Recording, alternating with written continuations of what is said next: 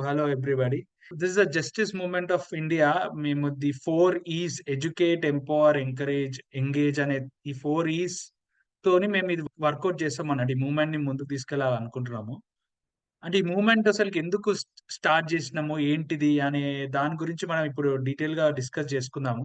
So, మా లక్ష్యం ఏందంటే బేసిక్‌గా 75 ఇయర్స్ అయితే మన భారతదేశంలో అయిపోయింది. కానీ నెక్స్ట్ వచ్చే 75 ఇయర్స్‌లో మనం ఏం చేయాలి? ఏ రకంగా మన దేశాన్ని ఒక సస్టైనబుల్‌గా గాని, ఒక ప్రోగ్రెసివ్‌గా ఎలా మనము బిల్డ్ చేసుకోవచ్చనే లక్ష్యంతోని ఈ మూవ్‌మెంట్ పెట్టినాం. సో, దాంట్లో ఈ 4 ఈస్‌ని మనం యూజ్ చేసుకొని ప్రజలని యునైట్ చేయాలనే ఒక ప్రతిపాదనతోని మేము ముందుకెళ్తున్నాం అన్నట్టు. చూద్దాం మనం అసలుకి ఏంటి జస్టిస్ మూవ్‌మెంట్ ఆఫ్ ఇండియా ఏం చేస్తాం మేము అనేది. సో, బేసిక్‌గా అసలు జస్టిస్ మూవ్‌మెంట్ ఆఫ్ ఇండియా గురించి తెలుసుకునే ముందు, ఈ జస్టిస్ అనే వర్డ్‌ని ఒక మీనింగ్ గూడా ఇంపార్టెంట్‌గా తెలుసుకోవాలి. ఇది చాలా వరకు మీరు గూడా ఇంటర్నెట్‌లో చూసే ఉంటారు. అంటే ఒక సొసైటీని డిస్క్రైబ్ చేయడానికి ఇక్కడ చూసుకుంటే మనము, ఒక ఇన్‌ఈక్వాలిటీ ఉండే సొసైటీ ఎలా ఉంటుందంటే, చాలా మందికి ఫ్రూట్స్ అనేది ఈజీగా దొరుకుతాయి. ఇంకొందరికేమో ఈ ఆపర్చునిటీస్, ఈ ఫ్రూట్స్ అనేది ఆపర్చునిటీస్‌తోని పోలిస్తే వాళ్ళకసలకి దొరకయి ఈజీగా. సో, కొందరికి ఈజీగా ఆపర్చునిటీస్ యాక్సెసిబుల్‌గా ఉంటాయన్నట్టు. సో, అలాంటి ఇన్‌ఈక్వల్‌గా ఉండే సొసైటీలో మనం ఇంతకుముందు ఇండిపెండెన్స్ రాకముందు గూడా ఉంటుండే. ఈవెన్ ఆఫ్టర్ ఇండిపెండెన్స్ 75 ఇయర్స్ అయినంక గూడా మనం స్టిల్ ఇన్‌కమ్ ఇన్‌ఈక్వాలిటీ గాని, వెల్త్ ఇన్‌ఈక్వాలిటీ గాని, ఆపర్చునిటీస్ పరంగా ఇన్‌ఈక్వాలిటీ గూడా అలానే ఉంది. సో, ఇలాంటి ఇన్‌ఈక్వల్‌గా ఉండే సొసైటీలో ఏ వరల్డ్‌లో ఉన్న ఏ దేశంలో అయినా they aspire to become equal. అంటే ఈక్వాలిటీ రావాలని ఆశిస్తారన్నట్టు. అంటే ఈక్వాలిటీ రావాలని ఆశించినప్పుడు ఏమైతదంటే వాళ్ళు ఏమనుకుంటారంటే ప్రజలు ఎవరైతే సిటిజన్స్ ఉంటారో ఆ నేషన్‌లో వాళ్ళందరికి ఈక్వల్‌గా టూల్స్ అనేది ప్రొవైడ్ చేస్తే అప్పుడు వాళ్ళ ఆపర్చునిటీస్‌ని వాళ్ళు అందిపుచ్చుకోగలుగుతారని అనుకుంటారు. సో, ఇక్కడ టూల్స్ అనేది నిచ్చెన ఇద్దరికిచ్చాము సిటిజన్స్‌కి. నిచ్చెన ఇద్దరికిచ్చినా ఏమైతుందంటే ఆపర్చునిటీస్ అనేవి యాక్సెసిబుల్‌గా కొందరికే ఉన్నాయి అయినా. ఇక్కడ చూడొచ్చు మీకు. కొందరికి అయినా ఫ్రూట్స్ అనేది అందట్లేదు. సో, ఇలా ఈక్వాలిటీగా అవుదాం అనుకోని మనం ఇట్లా అసిస్టెన్స్ ప్రొవైడ్ చేసినా, అది ఇంకా ఇనీక్వల్ గానే మారుతుందన్నట్టు సొసైటీ. సో, దీంట్లో భాగంగానే మనకేమనొచ్చిందంటే అఫర్మేటివ్ యాక్షన్స్ అనొచ్చినాయి. అంటే రిజర్వేషన్ గాని ఇలాంటి అది ఈవెన్ రిజర్వేషన్స్ అనే దాని గురించి చాలా వరకు ఇక్కడ ఒక డిబేట్ నడుస్తుంది మన దేశంలో. కానీ ఒక పాలిసీ మేకింగ్ యాంగిల్ నుంచి చూస్తే అఫర్మేటివ్ యాక్షన్స్ అనేది ఆల్ ఓవర్ వరల్డ్ ఉన్నాయన్నట్టు ప్రతి దేశంలో. ఎక్కడైతే మైనారిటీస్ గాని, మార్జినలైజ్డ్ పీపుల్ ఉంటారో వాళ్ళని అప్‌లిఫ్ట్ జేయడానికి ఈ అఫర్మేటివ్ యాక్షన్స్ వాడతారు. ఈక్వల్‌గా వాళ్ళకి టూల్స్ ప్రొవైడ్ చేస్తే సిటిజన్స్‌కి మొత్తం దేశంలో. కానీ ఇంకా వాళ్ళకి ఆపర్చునిటీస్ దొరకట్లేదు. ఎందుకు దొరకట్లేదంటే because of long years of discrimination వీళ్ళొక మార్జినలైజ్డ్ పీపుల్, మైనారిటీస్ అనుకుంటే ఆ దేశంలో వీళ్ళకి చాలా కాలంగా డిస్క్రిమినేట్ జేయబడ్డారు కాబట్టి వీళ్ళకి ఈక్వల్‌గా టూల్స్ ఇచ్చినా ఫ్రూట్స్ అందుకోలేకపోతున్నారు. అందుకే ఏం చేసిండంటే చాలా పాలిసీ మేకర్స్ గాని, ఎక్స్‌పర్ట్స్ గాని ఎకనామిస్ట్‌లు మన అఫర్మేటివ్ యాక్షన్ ప్రకారం ఇంకొంచెం ఎక్కువ ప్రోత్సహించాలి అని చెప్పి అఫర్మేటివ్ ఈ రిజర్వేషన్ సిస్టమ్ తెచ్చారన్నట్టు. ఈ కోటా సిస్టమ్ అనేది, ఈ రిజర్వేషన్ అనేది ఈ నిచ్చెన చూసుకుంటే ఇంకొంచెం ఎక్కువ ఇయ్యడం జరిగింది వీళ్ళకి సపోర్ట్. అంటే సపోర్ట్ సిస్టమ్ ఎక్కువ ఇచ్చారు. దాంతోని వాళ్ళు ఉన్న ఆపర్చునిటీస్ కొంచెం ఏవైతే ఉన్నాయో వాళ్ళ సైడ్ అవి అందిపించుకోగలుగుతున్నారు. ఎక్విటీ ప్రిన్సిపల్ అంటారిది. ఈ అఫర్మేటివ్ యాక్షన్స్ అన్నా, రిజర్వేషన్స్ అన్నా ఎక్విటీ ప్రిన్సిపల్ అంటారు. ఈ ఎక్విటీ ప్రిన్సిపల్ ఇచ్చినంక గూడా ఫ్రూట్స్ అనేటియి దాదాపు ఇటు సైడే ఎక్కువ ఉన్నాయి. కానీ ఇటు సైడ్ అసలు లెవ్వన్నట్టు. సో, అప్పుడు అలాంటి సిట్యుయేషన్‌లో ఏం జేయాలంటే నెక్స్ట్ ఎక్విటీ ప్రిన్సిపల్ తర్వాత పాలిసీ మేకింగ్‌లో మనం ఫాలో అయ్యేదేంటంటే జస్టిస్. అంటే బేసిక్‌గా మన ఈ సిస్టమే కరప్ట్ ఉంది. ఇక్కడ మనం చూసుకుంటే ఎలీట్ పీపులో లేకపోతే ప్రివిలేజ్డ్ పీపుల్‌కి ఎక్కువగా ఫ్రూట్స్ అనేది అందుకోగలుగుతున్నారు. మార్జినలైజ్డ్ పీపుల్, అన్‌ప్రివిలేజ్డ్ పీపుల్‌కి లేవు. అందుకోలేకపోతున్నారు ఫ్రూట్స్. కాబట్టి ఈ ట్రీ మొత్తం ఒక సిస్టమ్ అనుకుంటే, ఆ సిస్టమ్ అనేది ఒక కరప్టెడ్‌గా ఉంటే, ఈ ఫ్రూట్స్ కూడా మనకు కరెక్ట్‌గా రావు బయటికి. ఆ సిస్టమ్ నుంచి ఔట్‌పుట్ కూడా రాదు. అలాంటప్పుడు ఆ సిస్టమ్‌నే మనం సెట్ రైట్ జేసినప్పుడు, అప్పుడు రియల్‌గా జస్టిస్ దొరుకుతది. అందరికి ఫ్రూట్స్ గూడా అందిపించుకోగలుగుతాం అనేది ఒక యాస్పెక్ట్. అంటే సిస్టమ్‌నే సరిగ్గా మనం చేంజ్ జేయాలనేది. సో, కాబట్టి జస్టిస్ అంటే సిస్టమ్‌ని చేంజ్ జేయాలి అనేది మేజర్ ఇంపార్టెంట్ యాస్పెక్ట్. అంటే ఈక్వల్‌గా టూల్స్ ఇస్తూ ఆపర్చునిటీస్ గూడా ఈక్వల్‌గా యాక్సెసిబుల్ ఉండేలాగా చూడాలనేది జస్టిస్ ఒక ప్రిన్సిపల్. సో, ఈ జస్టిస్ గురించి ఇప్పుడు తెలుసుకుంటే కానీ ఏమైతుందో అసలకి మనకిప్పుడున్న కాలంలో ఈ జస్టిస్ అనేది నిజంగా మనకి దొరుకుతుందా? అంటే ప్రజలకి నిజంగా న్యాయం అనేది దొరుకుతుందా? అంటే ఇన్‌జస్టిసే ఇంకా ఉందా సమాజంలో? న్యాయం అనేది నిజంగా దొరుకుతుందా అనేది మనం చూద్దాం ఇప్పుడు. సో, ఎందుకు ఈ జస్టిస్ దొరకట్లేదంటే బేసిక్‌గా ఒక 2 యాస్పెక్ట్స్ ఉంటాయి. మన సొసైటీ ఒక యాస్పెక్ట్ అయితే పాలిటిక్స్ అనేది ఇంకొక యాస్పెక్ట్. అంటే సొసైటీ ప్లస్ పాలిటిక్స్ ఈ 2 పరస్పరం ఇన్‌ఫ్లూయెన్స్ చేసుకుంటూ ఉంటాయి. అంటే మన సొసైటీ నుంచే మన పొలిటీషియన్స్ వస్తారు. వాళ్ళు పాలిసీ మేకర్‌లుగా అయితారు. ఆ పాలిసీ మేకింగ్ నుంచి మన సొసైటీలో ప్రజలు ఎట్లా బిహేవ్ చేయాలనేది వాళ్ళు నియమిస్తారన్నట్టు. సో, కాబట్టి సొసైటీ, పాలిటిక్స్ అనేది 2 ఇంటర్ డిపెండెంట్‌గా వర్క్ చేస్తాయి. సో, అలాంటి సిస్టమ్‌లో మన ఒక నేషన్‌ని చూస్తే ఈ సోషల్ చేంజ్ అనేది, పొలిటికల్ చేంజ్ అనేది రావడం చాలా ముఖ్యంగా మారుతదన్నట్టు. అంటే జస్టిస్ అనేది అచీవ్ అవ్వడానికి. దీనికి సోషల్ చేంజ్ తీసుకురావడానికి అంటే మనం ఎప్పుడు అంటూ ఉంటాం కదా! రాజకీయ నాయకులు గాదు మారాల్సింది ప్రజలు మారాలి అని. అంటే ఓటేసే వాళ్ళు గదా మారాలి. వీళ్ళు ఓటేసే వాళ్ళు మారకపోతే రాజకీయ నాయకులు గూడా మారాలని అంటూ ఉంటాం గదా! సో, దీనికి ఒక లాంగ్ టర్మ్ డిబేట్ ఉంది. అంటే సోషల్ చేంజ్ ముందు రావాలా? లేకపోతే పొలిటికల్ చేంజ్ ముందు రావాలా అని. సో, చాలా మంది అంబేద్కర్ గారు గాని, లేకపోతే కాన్షీరామ్ గారు గాని, లేకపోతే ఇంకా చాలా మంది social reformers they started their journey by thinking like we need to bring a social change initially. అంటే ఒక సోషల్ చేంజ్ ముందు మనం తీసుకొస్తే మన దేశంలో అంటే ప్రజలని మారుస్తే దాని తర్వాత పొలిటికల్ చేంజ్ వస్తదనుకున్నారు. కానీ అలా వాళ్ళు స్టార్ట్ చేసిన జర్నీలో ఏమైందంటే సోషల్ చేంజ్ గురించి ఒక 10, 12 ఇయర్స్ పని చేసినంక at the end of the day వాళ్ళు కూడా ఒక పొలిటికల్ పార్టీ పెట్టిండ్రన్నట్టు. అంటే సోషల్ చేంజ్ రాకముందే. కాన్షీరామ్ గారు కూడా అలానే చేయడం జరిగింది. ఈవెన్ ఎంఎన్ రాయ్ గారు కూడా at the end of that he started political party. Again he dismantled his own political party. That is a different story. కానీ అందరూ ఒక కంక్లూజన్ ఏందంటే సోషల్ చేంజ్ రాకముందే వాళ్ళు పొలిటికల్ చేంజ్ గురించి పార్టీ పెట్టడం జరిగింది. ఇప్పుడున్న వాళ్ళు కూడా మేధావులు గాని, ఎక్స్‌పర్ట్స్ అందరూ ఏమని చెప్తారంటే, కాదు పాలిసీ మేకింగ్ రూట్‌లోనే మనం సోషల్ చేంజ్ కూడా తేవచ్చు. అంటే పాలిసీస్ కరెక్ట్‌గా ఉంటే ప్రజలు కూడా మారుతారు అప్పుడు అంటారన్నట్టు. సో, ఇలా డిఫరెంట్ ఒపీనియన్స్ ఉన్నాయి కాబట్టి మాకేం అర్థమైందంటే మన దేశంలో మార్పు రావాలంటే సిస్టమిక్ చేంజ్. ఇప్పుడు సిస్టమ్ మారితే జస్టిస్ వస్తదని చెప్పా గదా! ఆ సిస్టమిక్ చేంజ్ తీసుకురావాలంటే సోషల్ చేంజ్ జరగాలి. పొలిటికల్ చేంజ్ జరగాలి. అంటే ప్రజలు గూడా మారాలి. అలానే పొలిటికల్ చేంజ్ గూడా పాలిసీస్ గూడా మారాలి. ఈ 2 మనము ఒకటయిన తర్వాత ఇంకోటి వస్తదని అనుకుంటా వెయిట్ జేయకుండా రెండిటి మీద సైమల్టేనియస్‌గా మనం వర్క్ చేయాలి అని జెప్పేసి మా కంక్లూజన్‌గా మేమొచ్చాము. అంటే సోషల్ చేంజ్ ఇంకా పొలిటికల్ చేంజ్. సో, ఇట్లా సోషల్ చేంజ్, పొలిటికల్ చేంజ్ సైమల్టేనియస్‌గా వర్క్ చేస్తే మనం ప్రోగ్రెసివ్ ఇండియాని అచీవ్ చేయాలి అని జెప్పేది మా లక్ష్యం. సో, ఈ ప్రోగ్రెసివ్ ఇండియాని మనము లక్ష్యంగా పెట్టుకొని ముందుకెళ్తున్నప్పుడు ఈ మూవ్‌మెంట్‌లో మనలాగా ఆలోచించే లైక్ మైండెడ్ ప్రోగ్రెసివ్ పీపుల్ అది ఎన్‌జీఓస్ నడిపించే వాళ్ళైనా, సిటిజన్స్ అయినా, ఎక్స్‌పర్ట్స్ అయినా, మనలాగా ప్రోగ్రెసివ్‌గా థింక్ చేసే పొలిటికల్ లీడర్స్ అయినా వీళ్ళందరినీ ఒక అంబ్రెల్లా కిందకి తేవాలి అనే లక్ష్యంతోని మూవ్‌మెంట్‌ని స్టార్ట్ చేయడం జరిగింది. ఎందుకంటే ఇప్పుడు మనలాగా ఆలోచించే లైక్ మైండెడ్ పీపుల్ అంతటా ఉన్నారు గానీ డివైడ్ అయి పనిచేస్తున్నారు సైలోస్‌గా. సో, ఇలా సైలోస్‌గా పనిచేసేసరికి మన యూనిటీ అనేది కనపడట్లేదు. ఎవరైతే పోలరైజింగ్ ఫోర్సెస్ ఉన్నాయో వాళ్ళందరూ యునైటెడ్‌గా ఉన్నారు. మనలాగా ప్రోగ్రెసివ్ ఫోర్సెస్ డివైడెడ్‌గా ఉన్నారన్నట్టు. ఈ యొక్క ఇంపార్టెంట్ ప్రాబ్లమ్‌ని మేము తీసుకొని అందరిని మనలాగా ఆలోచించే వాళ్ళని యునైట్ చేయాలి. అంటే దీనికి కూడా ఉండొచ్చు కన్‌స్ట్రెయింట్ అందరిని యునైట్ చేయలేకపోవచ్చు. కానీ ఎవరికైతే క్లారిటీ ఉందో మనలాగా వాళ్ళందరిని యునైట్ చేయాలనే ఉద్దేశ్యంతోని మూవ్‌మెంట్ పెట్టాము. సో, ఇప్పుడు చూద్దాం సోషల్ చేంజ్, పొలిటికల్ చేంజ్ ఏ రకంగా మేము తెద్దాం అనుకుంటున్నామో అది నెక్స్ట్ స్లైడ్‌లో మీకు చెప్తాను. సో, మన దేశంలో social change and political change గురించి ఈవెన్ బిఫోర్ ఇండిపెండెన్స్ గూడా చాలా మంది మాట్లాడారు. చాలా పనులు చేశారు. చాలా మంది సోషల్ రిఫార్మర్స్ ఉన్నారు. పొలిటికల్ రిఫార్మర్స్ గూడా ఉన్నారు. సో, వాళ్ళందరూ కలెక్టివ్‌గా కలిసి ఇన్ 1946-1949 దే బ్రెయిన్‌స్టార్మ్ మన ఇండియా ఎలా ఉండాలని. సో, ఆ ఇండియా ఎలా ఉండాలని వాళ్ళు బ్రెయిన్‌స్టార్మ్ చేసి ఒక అద్భుతమైన డాక్యుమెంట్ తేవడం జరిగింది. ఒక progressive document. That is our constitution. ఈ సోషల్ చేంజ్ అన్న, పొలిటికల్ చేంజ్ అన్న దేశంలో రావాలంటే మన ఇంకేదో టూల్ అవసరం లేదు. What we concluded is like మన కాన్స్టిట్యూషన్ అనేదే చాలా అద్భుతమైన టూల్. కానీ దీన్ని మనం ఈ లాస్ట్ 75 ఇయర్స్‌లో ఇంప్లిమెంట్ చేయడంలో విఫలమైనాం అనేది మాకొక కంక్లూజన్‌గా అండర్‌స్టాండింగ్ వచ్చిందన్నట్టు. అంటే ఫెయిల్ ఎక్కడైనామంటే చాలా ప్రభుత్వాలొచ్చాయి. ఆఫ్టర్ ఇండిపెండెన్స్ బ్రిటిష్ రూల్ నుంచి పొలిటికల్ లీడర్స్ వాళ్ళ చేతిలోకి తీసుకున్నారు మన దేశాన్ని. కానీ ఆ పొలిటికల్ లీడర్స్ గూడా ఎలీట్ గ్రూప్ ఉండేసరికి they have their own selfish or self centred goals. ఈ కాన్స్టిట్యూషన్‌ని మనం డ్రాఫ్ట్ చేసుకొని, అడాప్ట్ చేసుకున్న 1950లో కానీ మనం ఇంప్లిమెంట్ చేయడంలో చాలా వైఫల్యమైనదని మనకు కనపడుతది లాస్ట్ 75 ఇయర్స్‌లో. అంటే టోటల్‌గా 100% ఇంప్లిమెంట్ కాకపోవచ్చు. కానీ ఐడియల్‌గా మనం ఇంప్లిమెంటేషన్ చేయాలనుకోని ఒక వాల్యూస్ ఓరియెంటెడ్ పోయిన సొసైటీస్ గూడా మనకు కనపడతాయి. లైక్ యూరోపియన్ నేషన్స్‌లో కొన్ని ఆహ్, కంట్రీస్‌గా అయినా, ఇక్కడ సింగపూర్ అయినా ఇట్లా చాలా కొన్ని వాల్యూ ఓరియెంటెడ్ గా వాళ్ళ సొసైటీని డెవలప్ చేసుకునేది కూడా మనకు కనపడుతుంది. ఈ కాన్స్టిట్యూషన్ ని తీసుకొచ్చింది కూడా ఫస్ట్ ఇంపార్టెంట్ వాళ్ళ థాట్ ప్రాసెస్ ఎట్లుందంటే పొలిటికల్ స్పియర్ లో అంటే పొలిటికల్ చేంజ్ గురించి డెమోక్రసీ మనం అక్కడ తేవాలి.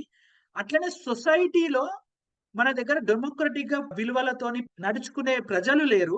కాబట్టి డెమోక్రటిక్ విలువలతోని నడుచుకునే ప్రజలని కూడా తయారు చేయాలి. వాళ్ళని కూడా అలాంటి విధంగా నడిపియాలనే ఉద్దేశంతోని కూడా ఈ టెక్స్ట్ తేవడం జరిగింది. So that's why they said this is a text book but not a rule book అని చెప్పారన్నట్టు. సో కానీ మనం ఏమైందంటే ఈ కాన్స్టిట్యూషన్ వాల్యూస్ ని గాని వీటన్నిటిని మన సొసైటీలో లాస్ట్ 75 ఇయర్స్ లో మనము అర్థం చేసుకోవడంలో వైఫల్యం అయినామన్నట్టు. సో ఇప్పుడు చూద్దాం అసలుకి దీంట్లో మనకి ఇంపార్టెంట్ ఎసెన్స్ ని మేము ఏం గ్రాస్ప్ చేసినామంటే మన జస్టిస్ పరంగా మన కాన్స్టిట్యూషన్ లోనే we have written social economic political justice అని రాసుకోవడం జరిగింది. సో ఒక సిస్టమిక్ చేంజ్ కావాలంటే జస్టిస్ అచీవ్ అవ్వాలి అన్నాం కాబట్టి ఈ సోషల్ ఎకనామిక్ పొలిటికల్ చేంజ్ అని అప్పుడే వాళ్ళు బ్రెయిన్ స్టార్మ్ చేసి రాసుకున్నారు. సో మీకు కూడా తెలిసి ఉంటది సోషల్ జస్టిస్ అంటే ఏంటంటే బేసిక్ గా ఏ కేటగిరీ బేసిస్ పైన డిస్క్రిమినేషన్ జరగద్దు. అది ఏ కేటగిరీ అంటే సోషల్ కేటగిరీస్ ఐడెంటిటీస్ ఉంటాయి కదా. అది జెండర్ గాని, కాస్ట్ గాని, రిలీజియన్ గాని, రీజియన్ గాని ఇలాంటి ఏ కేటగిరీస్ ఐడెంటిటీస్ పైన డిస్క్రిమినేషన్ జరగని సొసైటీని మనం తీసుకురావాలని చెప్పేసి సోషల్ జస్టిస్ అంటాము. ఎకనామిక్ జస్టిస్ గురించి మీకు చూసే ఉంటారు. అంటే రిచ్ వర్సెస్ పూర్ ఈ డివైడ్ అనేది పెరుగుతూ పోతున్నది. ఆ ఎకనామిక్ ఇన్‌జస్టిస్ అనేది పెరిగిపోతున్నది. ఆ డివైడ్ ని తక్కువ చేయాలని ఎకనామిక్ జస్టిస్ ని మనం అచీవ్ చేయాలని చెప్తారు. ఆ పొలిటికల్ జస్టిస్ ఏంటంటే ఓన్లీ ఎలీట్‌కి పొలిటికల్‌గా వాళ్ళు ఎదగడానికి వీలుండే రకంగా ఒక సొసైటీ ఉండకుండా మార్జినలైజ్డ్ పీపుల్ గూడా normal people basically normal people మనలాంటి వాళ్ళు గూడా పొలిటికల్‌గా ఎలక్షన్‌లో కంటెస్ట్ జేసి గెలవగలిగే ఒక సొసైటీని తయారు చేయాలనే ఉద్దేశంతోని వాళ్ళు గూడా ఈ పొలిటికల్ జస్టిస్ వర్డ్ పెట్టుకున్నారు వాళ్ళు. ఈ పొలిటికల్ జస్టిస్‌లో వుమెన్‌కి గాని, యూత్‌కి గాని ఇట్లా అందరికి రిప్రజెంటేషన్ ఉండాలనేది వాళ్ళ ఉద్దేశంగా పెట్టుకున్నారు. సో, ఈ 3 జస్టిసెస్ గురించి వాళ్ళు బ్రెయిన్ స్టార్మ్ చేసి పెట్టుకున్నారు. కానీ మేము దీనికి అడిషనల్‌గా మేము ఇంకొక యాడ్ చేసిందేందంటే, ఎన్విరాన్మెంటల్ జస్టిస్ అనేది ఇంకొకటి మేము యాడ్ చేయడం జరిగింది. అంటే అప్పుడున్న కాలంలో 1950స్‌లో వాళ్ళకి ఎన్విరాన్మెంటల్ డ్యామేజెస్ అంత పర్టిక్యులర్‌గా కనపడలేదనుకుంటా. కానీ వాళ్ళు డైరెక్టివ్ ప్రిన్సిపల్స్ ఆఫ్ స్టేట్ పాలిసీలో వాళ్ళు ఎన్విరాన్మెంటల్ ప్రొటెక్షన్ గురించి పెట్టుకున్నారు గానీ, ప్రియాంబుల్ వాళ్ళు పెట్టలేదు. ఎప్పుడైతే మనం కాన్స్టిట్యూషన్ మొత్తం డ్రాఫ్ట్ చేసుకున్నామో, కాన్స్టిట్యూషన్ అంతా డ్రాఫ్ట్ చేసినాక కాన్స్టిట్యూషన్ ఒక ఎసెన్స్‌ని ప్రియాంబుల్‌లో పెట్టాడు వాళ్ళు. సో, కానీ సోషల్, ఎకనామిక్, పొలిటికల్ జస్టిస్‌ని వాళ్ళిక్కడ పెట్టుకున్నారు. సో, మేమేమనుకున్నాం ఇప్పుడున్న 21st సెంచరీలో not only social, economic, political justice, environmental justice is also very important. ఇప్పుడు క్లైమేట్ చేంజ్ గాని, ఇలాంటి కాటాస్ట్రోఫీస్ మనం ఫేస్ చేస్తున్నాం ప్రతి దగ్గర. బెంగుళూరులో గూడా రీసెంట్‌గా ఫ్లడ్స్ వచ్చినాయి. హైదరాబాద్‌లో గూడా 2020లో పెద్ద వర్షం పడింది. సో, హీట్ వేవ్స్ అనేది కంటిన్యూ అయితూనే ఉన్నాయి ప్రతి year. So, all over world గూడా క్లైమేట్ చేంజ్ గురించి ప్రతి ఇయర్ మనకు మీటింగ్స్ అయితూనే ఉన్నాయి. మల్టిలాటరల్ ఏజెన్సీస్ అన్ని కలిసి. సో, ఈ ఎన్విరాన్మెంటల్ జస్టిస్ గూడా ప్రతి ఒక్క కంట్రీకి important. Not only developed countries, developing countries గూడా ఇంపార్టెంట్ అని జెప్పేసి, ఈ 4 జస్టిస్‌ని మేము ఒక ఫౌండేషన్ పిల్లర్స్‌గా అనుకోని, ఈ జస్టిస్ మూవ్‌మెంట్ ఆఫ్ ఇండియాని మేము స్టార్ట్ జేసినాము. ఈ 4 జస్టిస్‌ని మీరు జూసుకుంటే, ఏ కంట్రీలో అయినా that is even from America to Australia or South Africa or any country in the world, వాళ్ళ కంట్రీలో ఏదైతే ప్రోగ్రెసివ్ ఐడియాలజీస్ ఉంటాయో, that progressive ideology maybe or should be derived from this all 4 pillars అన్నట్టు. అంటే ఏ కంట్రీలో ఏ ప్రోగ్రెసివ్ ఐడియాలజీ, పొలిటికల్ ఐడియాలజీ మీరు తీసుకున్నా, ఈ 4 పిల్లర్స్ తోనే బ్రాడ్‌గా మీకు రిలేట్ అయ్యి కనపడుతుంది. అందుకే మేమేమనుకున్నాం these are the 4 pillars which are broad and which are really important for our nation to progress అని జెప్పేసి, ప్రోగ్రెసివ్‌గా మన నేషన్ అవ్వడానికి, సస్టైనబుల్‌గా డెవలప్ అవ్వడానికి ఈ 4 పిల్లర్స్ మనకి ఇంపార్టెంట్. ఇంకా అంతే గాకుండా ఈ 4 పిల్లర్స్ అనేది ఇంటర్ రిలేటెడ్ అని జెప్పి మాకు అర్థమైంది. అంటే social justice is again related to environmental justice. మీకు ఒక ఎగ్జాంపుల్ చెప్తే ఎట్లా రిలేటెడ్ అంటే, హైదరాబాద్‌లో మాకు 2020లో ఒక పెద్ద వర్షం పడ్డప్పుడు 100 ఇయర్స్‌లో బిగ్గెస్ట్ వర్షం. మొత్తం ఇక్కడంతా ఫ్లడ్స్ వచ్చేసినాయి. అంతా మునిగిపోయింది. కానీ మునిగిపోయినప్పుడు ఈక్వల్‌గా అందరి ఏరియాలలో ఫ్లడ్స్ వచ్చినాయి. కానీ ఎక్కువగా నష్టపోయింది ఎక్కడంటే లోతట్టు ప్రాంతాలు. అంటే లోవర్ లెవెల్ ఆఫ్ ఏరియాస్. మరి లోవర్ లెవెల్ ఆఫ్ ఏరియాస్‌లో ఎవరుంటారు ఎక్కువగా అంటే మార్జినలైజ్డ్ పీపుల్ ఉంటారు. సో, పూర్ పీపుల్ అన్నా, సోషల్లీ బ్యాక్వర్డ్ పీపుల్ అని ఉంటారు. బేసికల్లీ మనకు ఉన్న social categories SC, ST, OBC వాళ్ళు పూర్ పీపుల్ ఎక్కువ మంది ఉంటారు. సో, ఇట్లా ఎన్విరాన్మెంటల్ గూడా, సోషల్ గూడా చాలా రిలేటెడ్. ఎకనామిక్ గూడా, సోషల్ గూడా రిలేటెడ్. పొలిటికల్, సోషల్ గూడా రిలేటెడ్. అని చెప్పేసి ఇవన్నీ ఇంటర్ రిలేటెడ్ అనేది కూడా మాకు ఒక అండర్‌స్టాండింగ్‌కి మేమొచ్చి ఇది స్టార్ట్ చేసాము. ఇంకొక ఇంపార్టెంట్ యాస్పెక్ట్ ఏందంటే, ఈ 4ని మేము ముందుకు తీసుకురావడానికి మేజర్ కారణం ఏందంటే, మన దేశంలో 75 ఇయర్స్‌లో దాదాపు ఒక్కొక్క జస్టిస్ పైన డిఫరెంట్ డిఫరెంట్ ఐడియాలజీస్ వచ్చాయి. సోషల్ జస్టిస్ నుంచి మనకు తెలుసు అంబేద్కరిజం గాని, ఇప్పుడున్న మనకి బహుజన్ వాదం అని, లేకపోతే బహుజన్ పాలిటిక్స్ అని, ఈ సోషల్ జస్టిస్ ఆధారంగా వచ్చిన ఐడియాలజీస్. అట్లనే ఎకనామిక్ జస్టిస్ ఆధారంగా వచ్చిన ఐడియాలజీస్ కూడా ఆల్ ఓవర్ వరల్డ్ ఉన్నాయి. కమ్యూనిజం గాని, ఇట్లాంటి కమ్యూనిజం, సోషలిజం యాస్పెక్ట్‌లో ఉండేది economic justice. So, political justice ఏంటంటే బేసిక్‌గా పెరియార్ గారు తమిళనాడులో ఏదైతే మూవ్‌మెంట్ స్టార్ట్ చేశారో, సెల్ఫ్ రెస్పెక్ట్ మూవ్‌మెంట్ అన్నా, వాళ్ళనుకునే జస్టిస్ పార్టీ అయినా, ఈ పొలిటికల్ జస్టిస్ అంటే మార్జినలైజ్డ్ పీపుల్‌కి గవర్నెన్స్‌లో వాళ్ళకి గూడా ఒక రిప్రజెంటేషన్ ఉండాలని ఆళ్ళు పొలిటికల్ జస్టిస్‌ని స్టార్ట్ చేయడం జరిగింది. ఈ ఎన్విరాన్మెంటల్ జస్టిస్ యాస్పెక్ట్‌లో గూడా all over world green parties అనేది రావడం జరిగింది. The green parties now, they are totally like 40 to 50 green parties all over the world.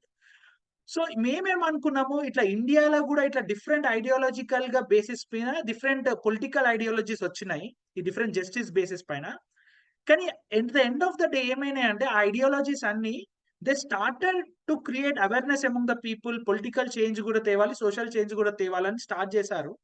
కానీ at the end of the day వాళ్ళు కూడా ట్రెడిషనల్ పాలిటిక్స్ లాగా, ట్రెడిషనల్ పొలిటికల్ పార్టీ‌లాగా అవ్వడం స్టార్ట్ అయ్యారన్నట్టు. అంటే కరప్షన్ గాని, లేకపోతే సీట్స్ అమ్ముకోవడం గాని, వాళ్ళ ఐడియాలజీ‌నే కాంప్రమైజ్ అవ్వడము, ఇవన్నీ స్టార్ట్ అయినాయి. సో, మాకేమర్థమైందంటే ఇప్పటిదాకా వచ్చిన ఈ సోషల్ జస్టిస్ పరంగా వచ్చిన పార్టీస్ అయినా, ఎకనామిక్ జస్టిస్ పరంగా వచ్చిన పార్టీస్ అయినా, ఇవన్నీ గూడా మన దేశంలో మళ్ళీ at the end of the day వాళ్ళ ఐడియాలజీని కాంప్రమైజ్ అయ్యారు. ఐడియాలజీ ఒక్కటే గాకుండా, వాళ్ళ ఐడియాలజీని ముందు పెట్టి వాల్యూస్ అనే సిస్టమ్ ఏదైతే ఉంటదో హ్యూమన్ బీయింగ్స్‌కి, ఆ వాల్యూస్‌ని ఇంపార్టెంట్‌గా కాంప్రమైజ్ అయ్యారు. ఎథిక్స్‌ని, వాల్యూస్‌ని. సో, మాకేమర్థమైంది 2 ఇంపార్టెంట్. ఒక ఆర్గనైజేషన్ గాని, ఒక మూవ్‌మెంట్‌ని ముందుకు తీసుకెళ్లాలంటే ideology and values these 2 are both important అని మాకర్థమయ్యి, ఐడియాలజీని ముందు పెట్టి పనిచేసే వాళ్ళు గాదు. మనకు ఐడియాలజీని అర్థం చేసుకొని, వాల్యూస్‌తోని ఒక గ్రూప్‌ని తయారు జేయాలి. ఈ 4 జస్టిస్‌ల గురించి అర్థం చేసుకునే కెపాసిటీ ఉండి, అంటే ఒక జస్టిస్ గురించి తెలిసినా, మిగతా దాని గురించి నేర్చుకొని, అర్థం చేసుకునే వాళ్ళని మనం తీసుకురావాలి. ఇప్పుడు ఎన్విరాన్మెంటల్ యాక్టివిస్టులుంటారు. కానీ వాళ్ళు సోషల్లీ డిస్క్రిమినేట్ కూడా చేస్తారు చాలా మంది. వాళ్ళకి బయాసెస్ గూడా ఉంటాయి. అట్లనే సోషల్ జస్టిస్‌లో పనిచేసే యాక్టివిస్టులు గూడా ఎన్విరాన్మెంటల్ బయాసెస్ గూడా ఉంటాయి. అంటే క్లైమేట్ చేంజ్ ఇది అయితలేదు అని చెప్తారన్నట్టు. అట్లనే ఎకనామిక్ జస్టిస్ కమ్యూనిస్టులు గాని వీళ్ళందరూ కొందరుంటారు కదా! వాళ్ళు ఈ సోషల్ జస్టిస్‌ని, ఎన్విరాన్మెంటల్ జస్టిస్‌ని మొత్తానికే తీసేస్తారన్నట్టు కొందరి వరకు. సో, ఈ ఇంటర్ రిలేషన్‌ని అర్థం చేసుకొని, అర్థం జేసుకోవాలని ముందుకొచ్చే రకంగా ఉండే ఒక గ్రూప్‌ని మనం ముందు తీసుకురావాలి, తయారు చేయాలి మన ఇండియాలో ఎస్పెషల్లీ అని జెప్పేసి. ఎందుకంటే మన ఇండియాలో ఐడియాలజికల్‌గా చూసుకుంటే చాలా వరకు సెంటర్ పొలిటికల్ పార్టీస్ ఉన్నాయి. సెంటర్ ఐడియాలజీస్ ఉన్నాయి. ఇంకా రైట్ వింగ్ ఐడియాలజీస్ ఉన్నాయి. ఏవైనా జూసుకున్నా. కానీ రాడికల్ లెఫ్ట్ గూడుంది కమ్యూనిస్ట్. కానీ మన దగ్గర సెంటర్ లెఫ్ట్ ఐడియాలజీ అనేది లేదు. ప్రోగ్రెసివ్స్ అనేవాళ్ళు లేరు. ఇట్స్ ఎ వెరీ ఓపెన్ స్పేస్‌లా కనపడుతుంది. ప్రోగ్రెసివ్ అనేవాళ్ళు లేరు సెంటర్ లెఫ్ట్ ఐడియాలజీ. ఈ ప్రోగ్రెసివ్ అనే వాళ్ళని మనం యునైట్ జేయాలనే ఉద్దేశ్యంతోని ఈ 4 జస్టిస్‌ని ఒక పిల్లర్ కిందకి తేవడం జరిగింది. ఒక మూవ్‌మెంట్ కిందకి. సో, ఇప్పుడు మనం జూసుకుంటే మీకు ఎక్స్‌ప్లెయిన్ చేసాం. మన ఇండియా ఒక 75 ఇయర్స్ ఒక పాలిసీ మేకింగ్ ఫ్రేమ్‌వర్క్ జూసుకుంటే ఎట్లా అయింది అని జూసుకుంటే మనకు 1947 నుంచి 1990 వరకు we predominantly followed socialism oriented policies అన్నట్టు. అంటే స్టేట్ కంట్రోల్‌లోనే చాలా వరకు బిజినెసెస్ గాని, లేకపోతే వాళ్ళకున్న రెగ్యులేషన్స్ గాని అన్నీ వాళ్ళ కంట్రోల్‌లో ఉండే. స్టేట్ బేస్డ్ పాలిసీ మేకింగ్ ఉండే అన్నట్టు. ఆల్‌మోస్ట్ అన్ని సెక్టార్స్‌లో స్టేటే వాళ్ళ ఇన్వాల్వ్‌మెంట్ ఉంటుండే. వాళ్ళే ఎక్కువగా పర్సెంటేజ్ ఆఫ్ ఓనర్‌షిప్ ఉంటుండే. What we continue till 1990. 1990లో మనం ఏం చేసినామంటే లిబరలైజేషన్ చేయడం జరిగింది. Primarily we followed market led policies. అప్పటి నుంచి మనకు నియో లిబరలిజంని ఎంకరేజ్ చేయడం జరిగింది. సో, మార్కెట్ లెడ్ పాలిసీస్‌ని మనము అది అనివార్య పరిస్థితిలో దట్ వి డిడ్. అంటే దీన్ని చేయడంలో తప్పు, ఒప్పు అని వదిలేస్తే so this we need to see as evolution of our policy making. We evolved from state based policy making to market led policy making in 1991. కానీ దీని ద్వారా ఏమైందంటే అప్పుడున్న పరిస్థితుల్లో 1991 నుంచి some part of sectors still are in the state domain and maximum sectors are still right now in the market domain. ప్రైవేటీకరణతోని market based గా మారిపోయినాయి. సో, దాని తర్వాత 1991 తర్వాత in the last 30 4 years, 34 years, ఈ neoliberalistic policy making framework which is totally inspired by USA and other capitalistic countries, మనం ఏం face చేసినామంటే జీడిపిని మనం బేస్ చేసుకొని పోయేసరికి we actually neglected our environmental issues, environmental damage జరిగింది, లేబర్ లాస్ వైలేట్ అయినాయి, ఇన్ఈక్వాలిటీ మేజర్ గా పెరిగింది, మన దగ్గర ఇన్కమ్ ఇన్ఈక్వాలిటీ పెరిగింది, వెల్త్ ఇన్ఈక్వాలిటీ పెరిగింది. ఇప్పుడు మనకు చాలా రిపోర్ట్స్ వస్తున్నాయి ఎంత ఇన్కమ్ ఇన్ఈక్వాలిటీ పెరిగిందో. ఇలాంటి సైడ్ ఎఫెక్ట్స్ ని యుఎస్ఏ లో కూడా వాళ్ళు చూస్తున్నారు. అలానే మన ఇండియాలో కూడా చాలా వరకు ఇన్ఈక్వాలిటీ కానీ, లేబర్ లాస్ వైలేషన్ కానీ, లేకపోతే ఈ రిసెషన్స్ కానీ, లేకపోతే జాబ్లెస్ గ్రోత్ అని మీరు చెప్తూ ఉంటారు కదా, గ్రోత్ అయితే అవుతుంది కానీ జాబ్స్ ని ప్రొవైడ్ చేయలేకపోతున్నాము. ఇవన్నీ మనం చూస్తూ వచ్చాము. ఎందుకంటే we only prioritised GDP, gross domestic product ని ప్రియారిటైజ్ చేసుకోవడం వల్ల వి నెగ్లెక్టెడ్ అదర్ ఆస్పెక్ట్స్. అంటే జీడిపిని ప్రియారిటైజ్ చేసుకోవడము తప్పని కాదు, but we neglected other aspects like human development index. మన ఇండియన్ ఎకనామిస్ట్ ఎవరికైతే నోబెల్ ప్రైజ్ వచ్చిందో అమర్త్య సేన్ గారు యునైటెడ్ నేషన్స్ తోని కలిసి హ్యూమన్ డెవలప్మెంట్ ఇండెక్స్ ని డెవలప్ చేశారు వాళ్ళు. ఈ హ్యూమన్ డెవలప్మెంట్ ఇండెక్స్ లో ఏముంటదంటే ఒక కంట్రీలో ఎడ్యుకేషన్ స్టాండర్డ్ ఎట్లుంది, లివింగ్ స్టాండర్డ్ ఎట్లుంది, అలానే గ్రోత్ జీడిపి కూడా ఎట్లుంది, ఈ 4-5 ఇండికేటర్స్ ని క్లబ్ చేసి హ్యూమన్ డెవలప్మెంట్ ఇండెక్స్ ని తేవడం జరిగింది. దాంట్లో we are right now in 134th position out of 193 countries.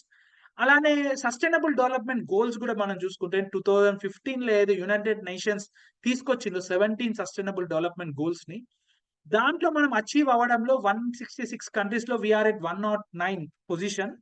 అలానే ఇంకొక ఇండికేటర్ ఇప్పుడు జీడిపినే కాకుండా ఆల్ ఓవర్ వెస్టర్న్ వరల్డ్ లో కానీ, ఈవెన్ గ్లోబల్ సౌత్ లో కూడా, గ్లోబల్ సౌత్ అని అంటాం మనది, ఇప్పుడు మనం తెలుసుకుంటే global north and global south, ఈ వర్డింగ్స్ కూడా చేంజ్ అయినాయి. ముందు మనం ఏమంటుండే first world, second world, third world అంటుండే. Basically first world is a capitalistic oriented world, second world is a socialistic USSR led world, and third world is like world where we don't align with capitalism or socialism aspects. ఈ third world, first world ఈ concept తీసేసి ఇప్పుడు global north, global south అని తెచ్చారు. Global south ఏదంటే ముందు global south లో ఏమని కంట్రీస్ ఉంటాయంటే ముందు ఏవైతే కొలనైజ్ చేయబడ్డాయో అవన్నీ గ్లోబల్ సౌత్ లో ఉంటాయి. గ్లోబల్ నార్త్ లో ఏముంటాయంటే కొలోనియల్ ఫోర్సెస్ ఎవరైతే కొలోనిజం స్టార్ట్ చేసిండ్రో అవన్నీ గ్లోబల్ నార్త్ లో ఉంటాయి. సో ఈ డిస్కషన్స్ అనేది ఇప్పుడు బేసిక్ గా జీడిపిని మనము తీసేసి ఇంకొక ఇండికేటర్స్ ని తీసుకొని ప్రియారిటైజ్ చేసి పోదామని వెస్టర్న్ కంట్రీస్ లో నడుస్తున్నాయి. అవి కూడా గ్లోబల్ సౌత్ లో కూడా ఎలా అప్లికబుల్ అయితే కూడా చూస్తున్నారు.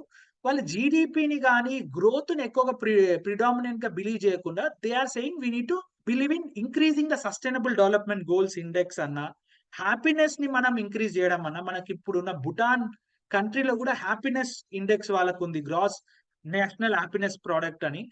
హ్యాపీనెస్ ఇండెక్స్ ని పెంచడం అన్నా, వెల్ బీయింగ్ ని పెంచడం అన్నా ఇది ఇంపార్టెంట్ గా చేయాలని చెప్పేసి చాలా వరకు ఎకనామిస్టులు ఎవరైతే ప్రోగ్రెసివ్ గా ఆలోచిస్తారో, ఎవరైతే ఈ క్యాపిటలిజం యొక్క నెగిటివ్ ఆస్పెక్ట్స్ ని చూసి దాన్ని ఎట్లా మనం సాల్వ్ చేయాలని అనుకుంటున్నారో వాళ్ళందరూ ఈ వీటిని ప్రపోజ్ చేస్తున్నారు అన్నట్టు.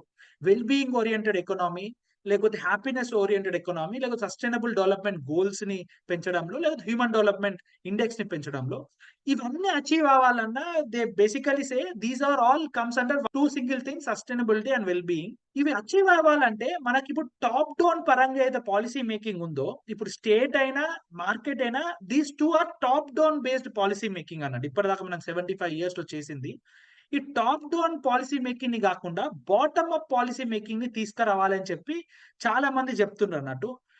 అదే లోకల్ కమ్యూనిటీస్ ని కూడా ఇన్వాల్వ్ చేయాలి అని చెప్పి, by empowering the citizens with balancing state, market and community. అంటే లోకల్ గా ఉండే కమ్యూనిటీస్ ని కూడా మనం ఇన్వాల్వ్ చేయాలి. అంటే కింది స్థాయి నుంచి మార్పు రావాలి, లోకల్ కమ్యూనిటీస్ ని ఎంపవర్ చేసి వాళ్ళని గవర్నెన్స్ లో భాగం చేసి అక్కడ నుంచి మార్పు రావాలని చెప్పేది ఈ న్యూ ఫ్రేమ్వర్క్, పాలసీ ఫ్రేమ్వర్క్.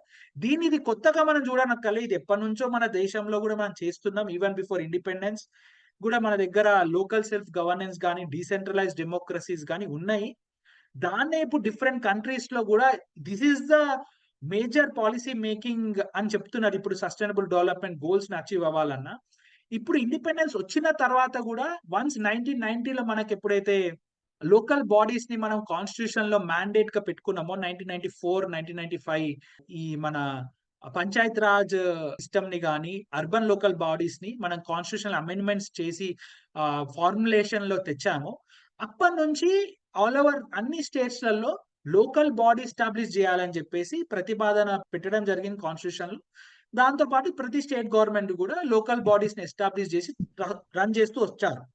కానీ ఏమైందంటే లాస్ట్ 30 ఇయర్స్‌లో ఈ లోకల్ సెల్ఫ్ గవర్నెన్స్‌ని అది పంచాయత్ రాజ్ సిస్టమ్ అయినా, అర్బన్ బాడీస్‌నైనా సరిగ్గా ఇంప్లిమెంటేషన్ జరగలేదన్నట్టు. అంటే పవర్స్‌ని డివాల్వ్ చేయలేదన్నట్టు చాలా స్టేట్స్‌లలో. మనకొక కేస్ స్టడీగా కనపడుతుందేంటంటే కేరళ. సో, కేరళలో 1997లో they started something called people's plan. So, వాళ్ళేమనుకున్నారంటే ఈ స్టేట్ మార్కెటే కాకుండా మనం పాలిసీ మేకింగ్‌ని డీసెంట్రలైజ్ చేసి విలేజ్ స్థాయికి మనం ఈ పాలిసీ మేకింగ్ ఫ్రేమ్‌వర్క్‌ని తీసుకెళ్లాలని చెప్పేసి in 1997 they started something called people's plan. అక్కడి నుంచి మనం చూసుకుంటే లాస్ట్ 20, 25 ఇయర్స్‌లో వాళ్ళకి విలేజ్ స్థాయిలోనే వాళ్ళ స్కూల్‌ని ఎట్లా డెవలప్ చేసుకోవాలి, వాళ్ళ హాస్పిటల్‌ని ఎట్లా డెవలప్ చేసుకోవాలి, ఫుల్ పవర్స్ వాళ్ళకి అథారిటీ ఇవ్వడం జరిగిందన్నట్టు కేరళ మోడల్‌లో. అంటే అక్కడ గూడా కొన్ని డిసడ్వాంటేజెస్ ఉన్నాయి. కానీ ఇండియాలో ఉన్న అన్ని స్టేట్స్‌తోని పోల్చుకుంటే Kerala is at the top position which devolve the powers from state government to local bodies. So, అక్కడ కేరళ ఒక మనకి ఎగ్జాంపుల్ ఎందుకు చెప్తున్నా అంటే ఆల్ ఓవర్ వరల్డ్ గూడా కేరళ ఒక స్టేట్‌ని చాలా అప్‌లాడ్ చేయడం జరుగుతుంది.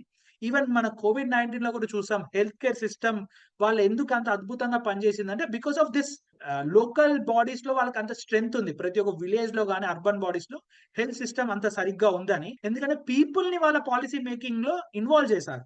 ఆ పీపుల్స్ ప్లానింగ్ అంటే ఏంటంటే ఆ విలేజ్ స్థాయిలో వాళ్ళ స్కూల్‌ని ఎట్లా చేసుకోవాలి, వాళ్ళ హాస్పిటల్‌ని ఎట్లా చేసుకోవాలి, వాళ్ళ విలేజ్‌ని మొత్తం డెవలప్ ఎట్లా చేయాలనేది ఆ కమ్యూనిటీని వాళ్ళు ఇన్వాల్వ్ చేసి వాళ్ళ పాలిసీ మేకింగ్ ఫ్రేమ్‌వర్క్‌ని తేవడం జరిగింది. So now what we understood based on all these aspects అంటే ఇప్పుడు మేము చూసాం. ఆల్ ఓవర్ వరల్డ్ ఎట్లా జరుగుతుంది? ప్రోగ్రెసివ్ ఎకనామిస్ట్ ఎట్లా మాట్లాడుతున్నారు? మన ఇండియాలో ఉన్న పరిస్థితి ఏంది? మనం ఎందుకు గుడ్డిగా ప్రైవేటైజేషన్ ఎందుకు చేసుకుంటా పోతున్నాము? Whether we only have this market and state ఈ రెండే ఇన్‌స్ట్రుమెంట్స్ ఉన్నాయా?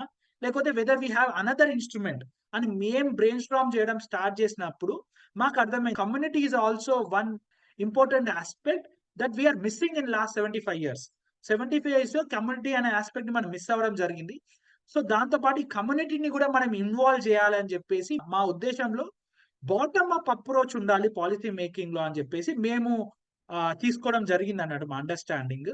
ఇప్పుడు మీకు చెప్తాను. ఈ జస్టిస్ 4 పిల్లర్స్‌ని మేము ఎట్లా దీనికి కనెక్ట్ చేసామంటే what we thought is like justice ఏదైతుందో ఇప్పటిదాకా మనకు జస్టిస్‌ని చూసుకుంటే ఒక సెంట్రల్‌గా స్టేటో, మార్కెట్ నుంచి అక్కడ టాప్ డౌన్ అప్రోచ్ జస్టిస్ ఉండకుండా బాటమ్ అప్ అప్రోచ్ లాగా ఉండాలి. లోకలైజింగ్ జస్టిస్ అవ్వాలి. అంటే విలేజ్ స్థాయిలో గాని, లేకపోతే ఇక్కడున్న అర్బన్ సిటీస్‌లలో గాని, ఈ జస్టిస్ ఒక 4 పిల్లర్స్‌ని మేము నిలబెట్టాలి, ఎస్టాబ్లిష్ చేయాలి అని జెప్పేసి, ఈ లోకలైజింగ్ జస్టిస్ అనే కాన్సెప్ట్‌ని తేవడం జరిగింది.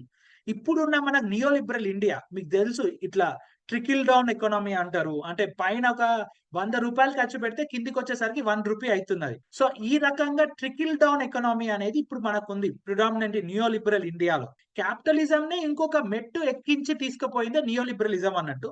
అంటే దాదాపు బేసిక్ సర్వీసెస్‌ని గూడా మొత్తం ప్రైవేటీకరించే దశలో తీసుకుపోయింది నియో లిబరలిజం. సో, ఈ రకంగా యూనియన్ గవర్నమెంట్ దగ్గర ఎక్కువ పవర్స్ ఉంటాయి. స్టేట్ గవర్నమెంట్ దగ్గర దానికంటే తక్కువుంటాయి. లోకల్ దగ్గర అసలుకే ఉండయి.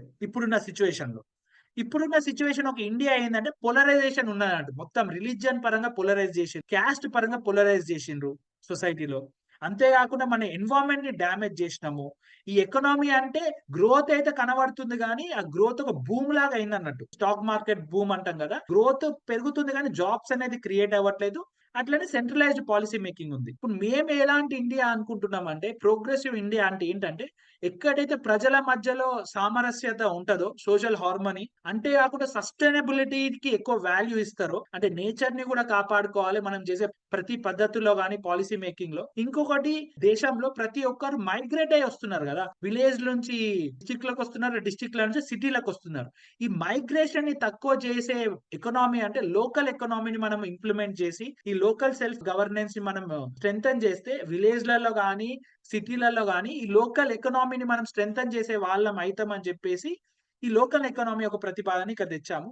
అంతే కాకుండా పార్టిసిపేటరీ డెమోక్రసీని గూడా మనం పెంపొందించాలి. ఎట్లయితే కేరళలో వాళ్ళు పీపుల్‌ని ఇన్వాల్వ్ చేసి పాలిసీని ఎట్లా చేసిండ్రో, పార్టిసిపేటరీ డెమోక్రసీ అంటారన్నమాట. సో, ఈ విధంగా మేము అనుకోని ఈ జస్టిస్ మూవ్‌మెంట్ ఆఫ్ ఇండియా అని మేము స్టార్ట్ జేసినాము. సో, దీంట్లో మీకిప్పుడు మేము జెప్పిన అన్ని కాన్సెప్ట్‌లలో మీకు అర్థమై ఉంటది. మా ఐడియాలజీ ఏంటంటే ఈ మూవ్‌మెంట్‌లో ఈ 4 పిల్లర్స్ ఏవైతే ఉన్నాయో జస్టిస్‌కి, ఆ 4 పిల్లర్స్ అనేది ప్రిడామినెంట్‌గా ఇంపార్టెంట్ అయితది. ఇంకా డెమోక్రటిక్ డీసెంట్రలైజేషన్ అంటే డెమోక్రటిక్ విధానంలో డీసెంట్రలైజ్ చేయాలనేది అదొక ఐడియాలజీ మాది. అంతే కాకుండా ప్రోగ్రెసివ్ విజన్ గూడా ఒక మా ఐడియాలజీ. ప్రోగ్రెసివ్ వాల్యూస్ గాని, ప్రోగ్రెసివ్ రకంగా పాలిసీస్‌ని తేవడం. ఈ మూడిటితో పాటు కాన్స్టిట్యూషనలిజం అంటే కాన్స్టిట్యూషన్‌లో మనం ఏదైతే డ్రాఫ్ట్ చేసుకున్నామో, మన కాన్స్టిట్యూషన్ ఒక వాల్యూస్‌ని, కాన్స్టిట్యూషన్‌లో ఉన్న విలువలని పాటిస్తూ ముందుకు తీసుకెళ్లాలి మన దేశంని అని చెప్పేది మా ఇంకొక సిద్ధాంతం. ఈ 4 యాస్పెక్ట్స్‌ని మా ఐడియాలజీగా అనుకోని మేము ముందుకెళ్ళడం జరుగుతుంది. సో, ఇప్పుడు మీకు ఆన్సర్ దొరికే ఉంటది నేను ఇంతవరకు చెప్పింది. మేము సోషల్ చేంజ్ ఎట్లా తీసుకురావాలనుకుంటున్నామంటే ఒక ఐడియాలజికల్‌గా ఒక యాక్షన్‌తోని, ఐడియాలజికల్‌గా పీపుల్‌ని యునైట్ చేస్తూ, ఐడియాలజీ పరంగా పీపుల్ మధ్యలో అవగాహన తెప్పిస్తూ, అందుకే ఎడ్యుకేట్ అండ్ ఎంపవర్ అని పెట్టుకున్నాం గదా! ఇక్కడ ఎడ్యుకేట్ అండ్ ఎంపవర్ చేయడానికి సిటిజన్స్‌ని దేనిపైన educate and empower? By spreading ideas and values of our constitution, holistic justice, progressivism, democratic decentralism. అంటే ఒక ఐడియాలజికల్‌గా కమిటెడ్‌గా ఉండే ఒక గ్రూప్‌ని తయారు చేసి, వాళ్ళ ఒక వాల్యూస్‌ని కూడా వాళ్ళు కాంప్రమైజ్ అవ్వని ఒక గ్రూప్‌ని తయారు చేయాలనే ఉద్దేశంలో ఈ ఈ ఐడియాలజికల్ అవేర్‌నెస్ తీసుకొచ్చే ఒక కార్యక్రమాలు చేయాలనేది మా ఉద్దేశం. అది సోషల్ చేంజ్ అలానే వస్తదని మేము నమ్ముతున్నాము. ఇంకోటి పొలిటికల్ చేంజ్ ఎట్లొస్తదంటే, మనం ప్రత్యక్షంగా రాజకీయాలలో పాల్గొంటూ ఎట్లాంటి వాళ్ళని ఎంకరేజ్ చేయాలి రాజకీయాలంటే హానెస్ట్‌గా, క్లీన్‌గా, అన్‌కరప్టెడ్‌గా ఉంటూ, ప్రోగ్రెసివ్ విలువలతోనుండి మన పర్యావరణం గురించి కూడా ఆలోచించే వాళ్ళుంటూ, ఇంకా లోకల్ సెల్ఫ్ గవర్నెన్స్‌ని పెంపొందించాలనే దృఢమైన సంకల్పంతోని ఉండే ఒక గ్రూప్‌ని పొలిటికల్‌గా గూడా మేము తయారు జేయాలనే ఒక విజన్‌తోని మేము పొలిటికల్ చేంజ్‌ని అచీవ్ చేయాలనుకుంటున్నాము. ఈ సోషల్ చేంజ్, ఈ పొలిటికల్ చేంజ్ ఈ 2 యాస్పెక్ట్స్‌లో మేము పాత్‌వేస్‌గా మేము డివైడ్ చేసుకొని we are going forward. So, this is the basic 2 మా లక్ష్యాలు సోషల్ చేంజ్, పొలిటికల్ చేంజ్. ఈ మూవ్‌మెంట్‌ని ముందుకు తీసుకెళ్లడానికి ఒక వర్కింగ్ గ్రూప్‌ని స్టార్ట్ చేసాము. ఇదేదో మేము బ్రెయిన్ స్టార్మ్ చేసి మేమేదో తెచ్చామని గాకుండా, ఒక వర్కింగ్ గ్రూప్‌గా పెట్టుకొని మనలాగా లైక్ మైండెడ్‌గా ఆలోచించే వాళ్ళందరిని ఒకసారి దగ్గరికి తెస్తూ, ఒక ఇంపార్టెంట్ ఒక 100 పీపుల్ మనలాగా ఆలోచించే వాళ్ళు వచ్చాక, దెన్ వి అగైన్ రీవిజిట్ మేమైతే మేనిఫెస్టో గాని డెవలప్ చేసుకున్నాం చాలా వరకు. ఒక మేనిఫెస్టో, హ్యాండ్ బుక్ ఇవన్నిటిని రీవిజిట్ చేసి దాంట్లో ఇంకేం అమెండ్‌మెంట్స్ జేయాలి అవన్నీ పెట్టుకొని, ఆమోదం తెప్పుకొని 100 పీపుల్ దాంట్లో భాగంగా ఈ వర్కింగ్ గ్రూప్‌ని then we wanted to transition into full fledged ఒక ఆర్గనైజేషనల్ సెటప్‌గా తయారు చేసుకోవాలని జెప్పేసి ఫస్ట్ మేము ఒక వర్కింగ్ గ్రూపే పెట్టాము. ఈ వర్కింగ్ గ్రూప్‌లో మేము నలుగురం ఉంటుండే ఇనిషియల్‌గా. ఇప్పుడు లాస్ట్ ఒక 7, 8 మంత్స్‌లో మేము డిఫరెంట్ కార్యక్రమాలు గాని హైదరాబాద్‌లో ఆఫ్‌లైన్‌లో జేయడం, ఆన్‌లైన్‌లో జేయడంతోని నౌ వి ఆర్ 20 పీపుల్. దీంట్లో గూడా మేము రియల్‌గా ఎట్లా తీసుకుంటున్నామంటే మెంబర్స్‌కి ఐడియాలజికల్‌గా క్లారిటీ ఉండి, ఒక ప్రోగ్రెసివ్‌గా ఆలోచించే వాళ్ళనే తీసుకోవాలనుకుంటున్నాము. అలానే వాళ్ళు ఏ పొలిటికల్ పార్టీతోని అఫిలియేటెడ్ ఉండొద్దు. ఇంకా కోఆప్టెడ్ మెంబర్స్‌గా గూడా వాళ్ళు జాయిన్ అవ్వచ్చు. అంటే ఎన్‌జీఓస్ ఒక ఫౌండర్స్ గాని, సివిల్ సొసైటీ ఆర్గనైజేషన్ ఫౌండర్స్ గాని, వాళ్ళు కోఆప్టెడ్ మెంబర్స్‌గా ఈ మూవ్‌మెంట్‌లో జాయిన్ అవ్వచ్చు. సో, ఆ రకంగా ఈ మూవ్‌మెంట్‌ని ముందు ఒక వర్కింగ్ గ్రూప్ పెట్టుకొని, దీన్ని స్లోగా మనలాగా ఆలోచించే వాళ్ళని ఒక స్టెప్ బై స్టెప్ ప్రాసెస్‌లో తీసుకొస్తూ, ఇంకా చాలా అడిషన్స్ గాని, అమెండ్‌మెంట్స్ చేసుకుంటూ, ఫుల్ ఫ్లెడ్జ్డ్‌గా ఒక మూవ్‌మెంట్ లాగెళ్ళాలి. మూవ్‌మెంట్ అంటే ఇదో పెద్ద రివల్యూషన్ లాగా గాకుండా, we slowly wanted to build a long term విజన్‌తోని ఉండే ఒక గ్రూప్‌ని తయారు చేయాలనుకుంటున్నాం. ఎందుకంటే, ఇప్పటిదాకా వచ్చిన చాలా మూవ్‌మెంట్స్ పీపుల్‌ని మోసం చేశాయి. వాళ్ళనుకున్న సెల్ఫిష్ గెయిన్స్ గురించి పీపుల్‌ని వాడుకున్నారు, ఎళ్ళిపోయిండ్రు. కానీ ఇది ప్రజలే స్టార్ట్ చేసిన ఒక మూవ్‌మెంట్ లాగా అవ్వాలనే ఉద్దేశంతోని స్టార్ట్ చేశాము. సో, ఇది మా జస్టిస్ మూవ్‌మెంట్ ఆఫ్ ఇండియా గురించి. So, thank you ఎవ్రీబన్.